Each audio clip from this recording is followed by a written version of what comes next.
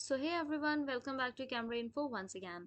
तो जैसा कि आप सबका डाउट आ रहा था सेंट्रल बैंक ऑफ इंडिया के अप्रेंटिसशिप को लेके, तो आज हम लोग बेसिकली इस वीडियो में उसके डॉक्यूमेंट वेरिफिकेशन के बारे में बात करेंगे। ठीक है। तो जैसा कि आप सभी ने अब तक रिजल्ट तो अपना देख ही लिया होगा ऑफ कोर्स, और हो सकता है आप लोगों के पास मेल भी आ चुका हो। ठीक है। तो मेल में ऑलरेडी आई थिंक अगर मेल आया है तो उसमें ऑलरेडी लिस्टेड होगा कि क्या क्या डॉक्यूमेंट्स लेके जाना है। बाकी जो उन्होंने पीडीएफ में रिलीज करा है उसके हिसाब से ये तो आपको पता ही है कि आपको वैलिड केवाईसी लेके जानी है, सर्टिफिकेट ऑफ एजुकेशनल क्वालिफिकेशन यानी कि आपकी जो भी मार्कशीट्स होती हैं, और कास्ट या डिसेबिलिटी सर्टिफिकेट, साथ में 4 फोटोग्राफ्स लेके जानी है रीसेंट, और अगर any other documents required as per bank notification dated 6 June. ठीक है। तो बेसिकली ये तो मैंने आपको लास्ट वीडियो में भी बता दिया था कि ये आइटम्स आपके जाएंगे। इसके अलावा आज हम लोग इसमें नोटिफिकेशन को भी चेकआउट कर लेते हैं कि आखिर नोटिफिकेशन में कौन कौन से डॉक्यूमेंट्स बोले गए हैं। ठीक है, जिसमें हम लोग उस पर कुछ भी मिस ना कर दें। ठीक है, so let's go for the document here. ठीक है, जब ऑफिशियल साइट पे आप जाओगे रिक्रूटमेंट सेक्शन पे, तो यहाँ पे आपको ये दिख जाएगा engagement of apprentice final financial year 2025 and 26। यहाँ क्लिक करेंगे तो आपके सामने एक और नया पीडीएफ डाउनलोड हो जाएगा। ठीक है। अब इस पीडीएफ में स्टार्टिंग में तो आप जानते हैं ये सारा आपका वो दिया हुआ था नोटिफिकेशन। ठीक है। हम लोग डायरेक्टली चलते हैं पॉइंट्स पे। हियर फर्स्ट यहाँ पे फाइनल सिलेक्शन के बारे में बताया गया था कि फाइनल सिलेक्शन तभी होगा आपका जब आप कट ऑफ आप मेरिट में होंगे और आपकी जो क्वालिफिकेशन है वो सेटिस्फैक्ट्री होगी, क्योंकि अप्रेंटिसशिप में भी एक डेट ऑफ बर्थ होती है, मतलब कि डेट ऑफ बर्थ के अकॉर्डिंग आप एलिजिबल होने चाहिए, और आपके ग्रेजुएशन का भी क्राइटेरिया दिया होता है। ठीक है। और लास्ट पॉइंट लिखा हुआ था being found medically fit as per the requirement of the bank. ठीक, ये बात बोली गई थी। ठीक। नीचे अगर हम लोग जाते तो यहाँ पे इन्होंने क्या कहा था, list of documents to be bought, इसका भी एक अलग से सेक्शन दिया हुआ था। Let's go directly about it. Here we go. ठीक है।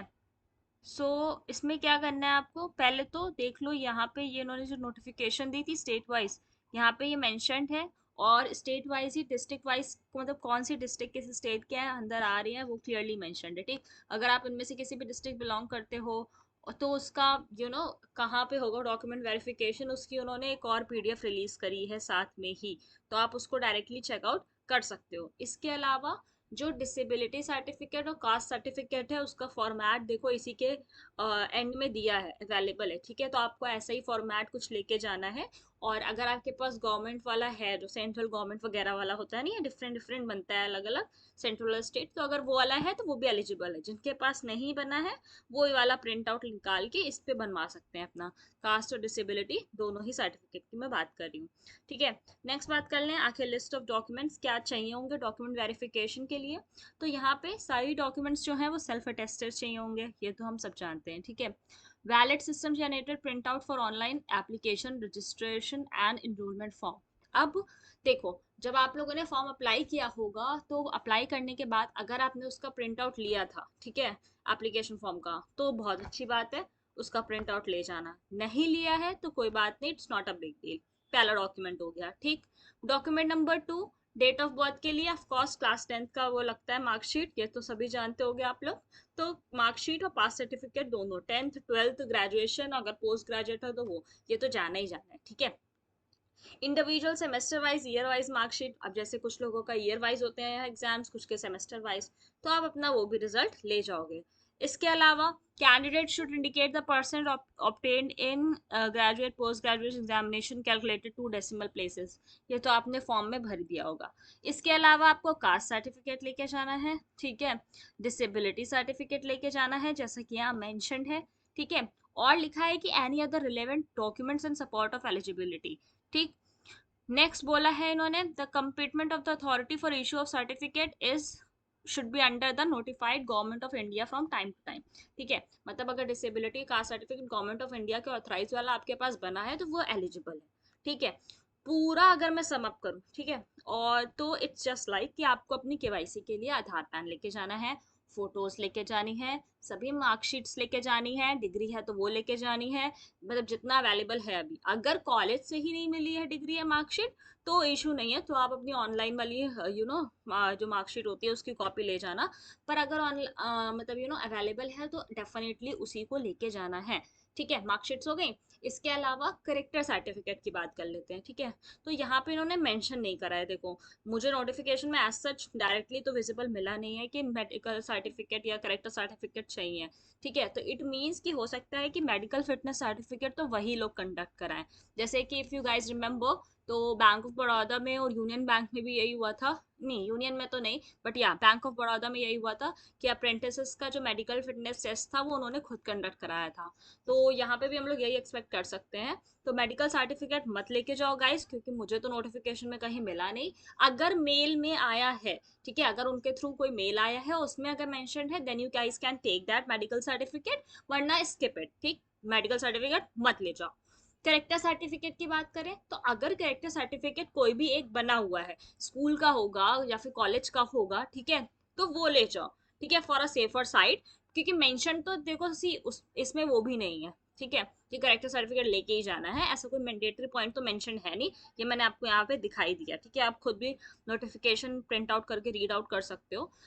उसका तो मुझे नहीं दिख रहा है। बट हाँ, अगर अवेलेबल है तो वो एक ले जाओ। करेक्टर सर्टिफिकेट नहीं है अगर अवेलेबल, तो चाहे तो एक गवर्नमेंट डॉक्टर से या किसी भी गेस्टेड ऑफिसर से साइन करवा सकते हो। तो एक करेक्टर सर्टिफिकेट अगर अवेलेबल हो रहा है इजी से तो वो ले जाओ। मेडिकल सर्टिफिकेट की जरूरत नहीं है क्योंकि वो मेंशन नहीं है। तो फाइनली आप क्या क्या लेके जाओगे? अपनी वैलिड केवाईसी के लिए आधार, पैन, सभी मार्कशीट्स, फोटोग्राफ्स, और अगर करेक्टर सर्टिफिकेट अवेलेबल है तो वो। और साथ में जो मोस्ट इंपॉर्टेंट है वो ये कि जब आपने फॉर्म अप्लाई किया होगा तो आपने नैट्स या नैप्स जिसके भी थ्रू करा होगा, ठीक है, तो उसका प्रिंट आउट जरूर ले जाना। नैट्स की प्रोफाइल पे लॉगिन करना और उसका पीडीएफ निकाल के पूरा प्रोफाइल डैशबोर्ड प्रिंट आउट कर लेना। ठीक है, बेसिकली क्या है कि उसमें आपका मेन दिखना चाहिए कि नैट्स जो आईडी होती है, ठीक है, वो क्लियरली विजिबल होनी चाहिए, क्योंकि बीएफएसआई के लिए वो मस्ट है। ठीक, ये बात क्लियरली समझ लो। तो इतने डॉक्यूमेंट्स आपको लेके जाने हैं। जितने डॉक्यूमेंट्स मैंने बताया वो सारे के सारे ओरिजिनल जाएंगे, साथ में जाएगी उसकी एक एक फोटोकॉपी सेल्फ अटेस्टेड। अपने बेटर के लिए आप 2 फोटोकॉपी ले जाओ, that's a good option, but still one one उन्होंने बोला है रिक्वायरमेंट है। ठीक है, ये हो गई इसकी बात। दूसरी बात, अप्रेंटिसशिप है तो ऑफकोर्स डेफिनेटली इसमें परमानेंट नहीं होते हैं, 1 साल बाद आपको टाटा बाय बाय कर दिया जाएगा। तो ये बात तो आप अच्छे से दिमाग में बैठा लो। So it will be very good for you guys. Second thing is BFSI वाली बात। तो बीएफएसआई यही है कंडक्टिंग बॉडी। ठीक है, तो जब आप ज्वाइन कर लोगे, एक जगह पॉइंट था, तो जब आप ज्वाइन कर लेते हो बीएफएसआई मतलब अप्रेंटिसशिप, तो ज्वाइन करने के बाद एक डिजिटल कॉन्ट्रैक्ट होता है। ठीक है, वो आपकी नेट्स आईडी पे आता है और नेट्स आईडी पे बॉट के थ्रू आएगा, उसको आपको एक्सेप्ट करना होता है। जब आप वो एक्सेप्ट कर लेते हो तो आप अप्रेंटिसशिप आपकी जो स्टार्ट होती है बेसिकली। क्योंकि जो स्टाइपेंड है उसका जो हाफ अमाउंट है वो बैंक देती है, हाफ अमाउंट जो है बीएफएसआई के थ्रू मतलब गवर्नमेंट के थ्रू आता है।